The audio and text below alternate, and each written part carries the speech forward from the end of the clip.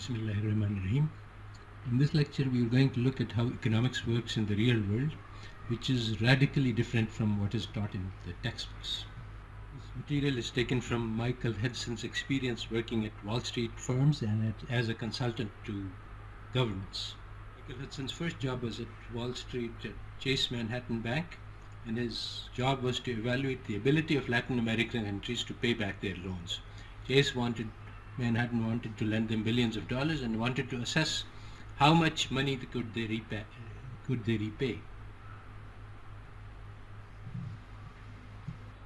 After studying all potential export earnings and also their liabilities in terms of foreign exchange, Hudson came to the conclusion that they had no ability, that their total earnings would be less than the amount of liability they had in foreign dollars. So they were in no position to take additional loans. So he discussed this finding with the management of Chase Manhattan and was very surprised to learn that they were prepared to make the loans anyway. They said that we will loan them the money to make the repayments, and the goal is to basically keep the country trapped in debt. If the country carries out the policies which are favorable, it makes available their resources and gives other political favors to corporations. They keep getting loans, which allows them to survive. If the government carries out unfavorable policies, then they shut off the loans, which makes the country go into default and cuts it off from the international trade system, and basically would lead to a revolution on the streets. So the balance of payments between US and third world countries does not depend on exports, imports, export capabilities. High levels of debt are necessary to allow control of domestic policies, and the more unsustainable the foreign debt, the better it is for power and control. And this is not written in any of the textbooks of international trade theory. Analysis of Michael Hudson was very sound, and banks were in the middle of a lending spree, which eventually led to bankruptcy on the part of many Latin American countries, called the Latin American debt crisis. But the banks in the USA which made these loans were bailed out using an enormous bailout package, which made sure that all of their losses were covered. So the banks make money even if they make unsound loans. Next, we look at the relation between loans, money, and power. During the Bretton Woods Agreement, the US agreed to keep gold backing for its dollar and allowed the dollar to be used as the hard currency for trade. But the Vietnam War led to a huge drain of gold as US expenses in foreign countries were redeemed, the dollars were redeemed for gold. And there was speculation in the Wall Street about the continuously declining gold supplies and what would happen if the dollar gets delinked from gold, as was bound to happen. Doing this analysis, Hudson discovered that the US balance of payments deficit was exactly equal to the military expenditure of the US. So it had nothing to do with trade. Again, contrary to trade theory. When McNamara heard about this, he had the Wall Street firm fire Michael Hudson on the spot because he didn't want this to be known. Gold diminished until dollar had to be delinked, and that was the famous Nixon shock in 1971 when Nixon announced that dollar will no longer be backed by gold. Everybody was concerned about what would happen, but Michael Hudson had foreseen that in this event, what would happen is that central banks would still need hard currency reserves, and gold no longer being the option, they would hold US Treasury bills, mainly because these were available in vast quantities, because US was the only country which was running huge deficits sufficient so that it had to finance this deficit by printing T-bills, and everybody else wanted these T-bills. So in effect, US can print any amount of money it wants, and all of the central banks in the world are willing to cover the deficit by buying these treasury bills and using them for their reserves. The third event that we will discuss is the Canadian provinces seeking finance for their development expenditures.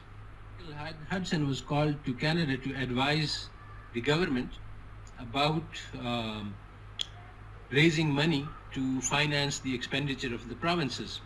Previously, Bank of Canada had been done an excellent job using correct monetary theory, but recently, so at that time, private banks had acquired a lot of political control, and they pressed the government to borrow from the private banks instead of having the government print money. And they even suggested that they would help the provinces to borrow money in Deutschmarks and in francs and Swiss francs, which would enable the provinces to save money on interest rates. When Hudson analyzed this proposal, he was very puzzled because the state provinces would issue bonds which would be purchased in francs. They would take these francs to the government, and the government would print money to buy those francs, and then they would be stuck with a foreign currency liability. While this was being done, the Canadian dollar depreciated by quite a lot because they were using Canadian dollars to buy foreign currency. What Michael Hudson asked is, instead of going through all this rigmarole, if Canadian government is going to print money, why give it to French and German and Swiss investors? Why not just print money and give it to the provinces at whatever desired rate of interest? There was a high-level meeting to discuss Hudson's suggestion. At this meeting, the banks were very insistent on their solution, and they said that basically banks and financial institutes are honest. In fact, their dishonesty is known all over the world. They brought in a priest who told the government that it was the Hitler